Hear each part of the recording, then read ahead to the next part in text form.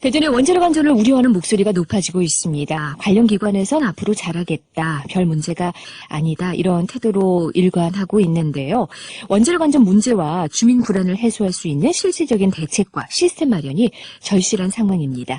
이런 가운데 국회에선 원자력 안전 관련 법안이 발의되고 있는데요. 어떤 내용인지 대표 발의한 국회 미래창조과학방송통신위원회 최명길 의원 연결해서 살펴봅니다. 최명길 의원님 안녕하십니까?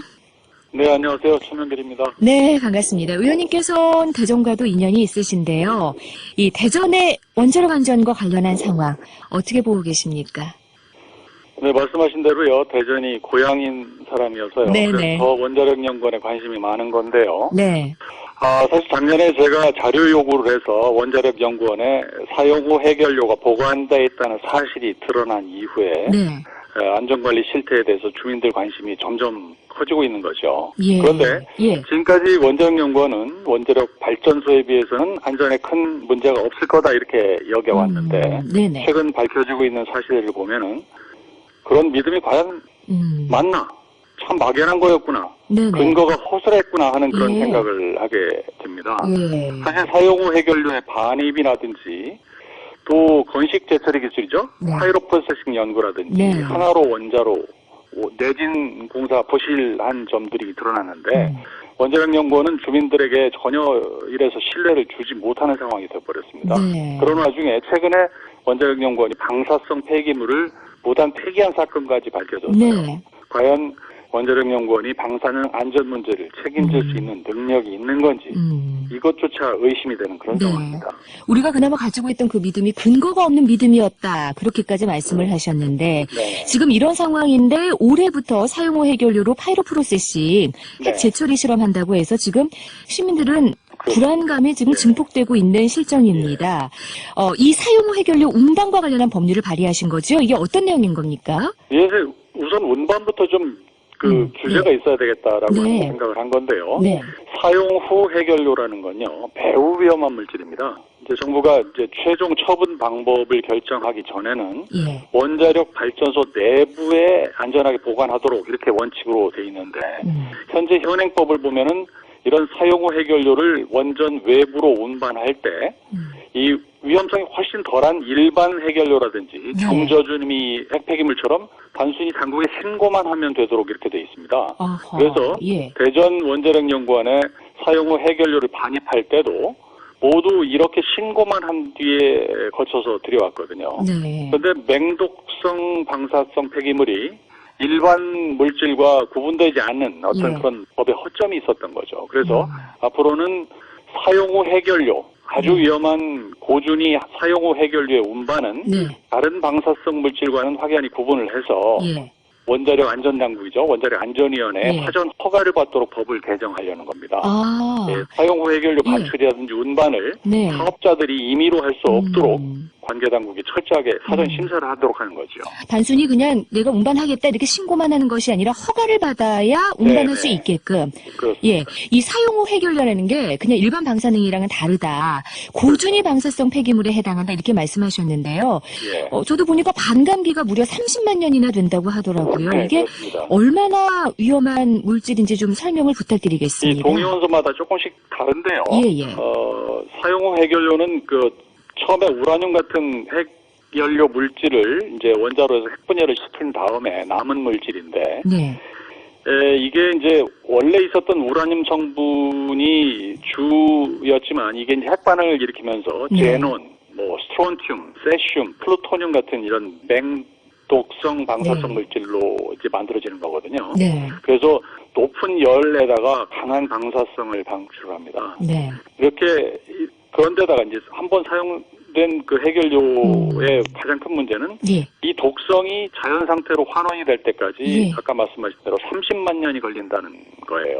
그래서 네. 사용 후 해결료는 방사성 물질 중에서도 예. 아주 가장 높은 고준위 폐기물이거든요. 그리고 처분 방법도 현재 기술로는 수백 미터 땅 속에다가 묻는 거 이외에는 다른 방법이 없는 상태예요. 그렇군요. 그래서 예. 이런 물질이 현재 원자력 연구원에 1699개나 반입이 돼 있고요. 네. 그리고 전체 방사능 양을 저희가 추정을 해보니까 네. 38,000 테라베크렐이라고 그래서 이게 예. 후쿠시마 원전 사고 났을 당시 초기의 그런 정도의 수준이거든요. 그래서 이게 원자력 안전기구인 IAEA가 정한 네. 원자력 사고 최고 등급 7등급 사고를 발생시킬 수 있는 그런 수치라고 하는 게 걱정되는 거죠. 그렇군요. 의원님, 그러면 이 네네. 운반과 관련된 그 법이 허가제로 바뀐다면 네. 어떤 점이 달라질 수 있다고 기대하시는 겁니까? 우선 조건이 예. 운반의 조건이 많이 예. 달라지죠. 그러니까 원자력 연구원에 반입된 그 사용 해결료라는 게 예. 이제 사실 기원을 따져보면 1987년부터요. 예. 21차례에 걸쳐서 모두 이제 육로로 운반돼 왔습니다. 네. 그런데 이제 육로라는 것이 매일 우리 대전 시민들 출퇴근하는 도로를 그냥 이용한 겁니다. 이 어마어마한 위험성이 있는 방사성 폐기물들이 예. 우리도 모르는 사이에 막 돌아다닌 거죠. 예. 그리고 그중에 상당수 사용 해결료는 이제 손상이 돼 있기 때문에 그 연구 의뢰를 하는 거거든요. 예. 그래서 손상돼 있는 아주 위험한 물질이 운반 과정에서 작은 충격이라든지 이런 거에도 이제 외부로 유출될 위험성이 있는 그런 상태거든요. 네. 그래서 그럼에도 불구하고 신고만 하면 되기 때문에 네. 연구원이나 아니면 한수원이나 이런 쪽에서 예. 좀 편한 방법으로 생각해서 좀 책임 의식 없이 좀 이렇게 해왔던 그런 예. 측면이 있고요. 그래서 정부가 허가를 해서 엄격하게 운반을 네. 관리하라고 하는 그런 저걸 의무화하는 법안이죠. 네. 그렇게 되면은 정부에서 명확한 책임이 부여 있기 때문에 지금처럼 사업자들 마음대로 예. 이리저리 운반을 시키고 연구 목적으로 반출하고 그 자리에 그냥 두고 하는 일은 없어지지 않을까 하는 게 저의 기대입니다. 그렇군요. 원자력 안전 협의회 구성과 관련해서도 원자력 안전법 개정안을 발의하셨던데요. 이 네네. 내용도 좀 소개를 해주시죠. 원자력 안전 협의회라는 게 이제 그 원자로가 있는 지역에는 운영이 되고 있습니다. 그런데 네. 사실 이제 해당 지자체하고 지방 의원, 주민 대표들이 이제 참석을 하는데 어찌 보면은 원자력 안전위원회 자체 이제 규정에 따라서 주민들 의견 청취한다는 건데 좀 네. 약간 좀 형식적으로 운영돼 왔어요. 실효성이 그리고, 있는가? 예. 예. 그리고 잘 알지 못하는 사람들을 놓고 대략 이렇게 해서 안전합니다. 이런 식으로 이제 설명하고 지나치는 어떤 그 형식적인 기구였는데 네네. 그렇게 해서는 안 되겠다. 예. 지역 주민들의 안전 확보를 위해서는 좀 권한을 부여해야 되겠다. 특히 뭔가 네. 궁금한 게 있으면 자료를 요청을 하고 네. 자료 이런 것들은 좀 조사를 해달라라고 하는 예. 요청을 할 수 있는 권한을 예. 부여해서 예. 원자력 안전에 대한 그 실질적인 권한을 줘야 되겠다. 음. 프랑스, 일본 같은 해외 선진국에서는 이미 예. 이런 그 권한이 주어지고 있거든요. 그래서 그런 걸 기반으로 해서 안전도 보장이 되고 주민들의 신뢰도 확보하고 하는 그런 쪽으로 네. 방향을 좀 전환하고자 하는 겁니다. 예. 그러니까 실질적인 권한 부여가 있어야 이 기구도 실효성이 있을 그렇죠. 수밖에 없다. 의미가 그런 있는 거죠. 생각이군요. 네. 예. 지금 정기검사와 적발사항 놓고 원자력연구원과 원자력 안전기술원이 담합했다는 그런 의혹이 보도된 바가 있습니다. 이런 문제도 좀 개선이 될 수 있다고 보십니까?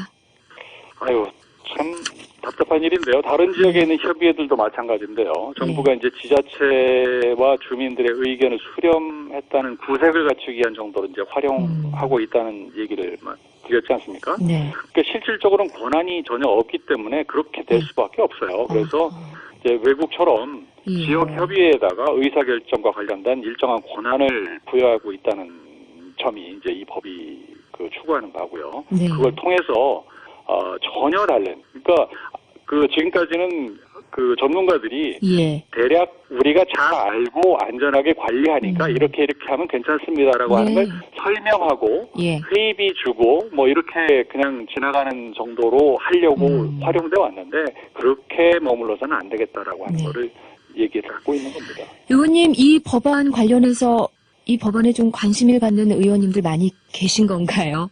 네, 궁금한데요. 공동 발의를 했으니까요. 예.